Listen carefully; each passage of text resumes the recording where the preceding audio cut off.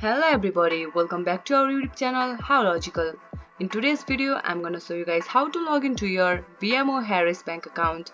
For this guys, what you need to do is just open up any web browser, as I have already opened the Google Chrome, and bring up the search bar and type in BMO Harris bank login and hit the search. Make sure it takes you to the official link www.bmo.com. Click on that first link. Now we'll be taken to the official website of BMO. Now at the top right of your screen you can see the sign in button. Just click on sign in button to sign in. Now over here guys, you just need to click on the sign in to BMO digital banking. It might take a while to loading, wait for it. Now guys, you'll be taken to the new interface again, which is the sign in page of BMO digital banking. Now over here you just need to enter your user ID. Similarly, enter your password over here. If you want to see your password or confirm your password, just click on show button to see your password.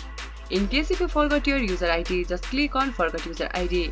Similarly, if you forgot your password, just click on forgot password to recover your password. And click on remember me for further use. But I suggest you guys do not try it in public computer. And once you click on sign in button, you will be easily access your account. In case if you don't have any account of BMO, just click on register button to create a new account. This much for today's video.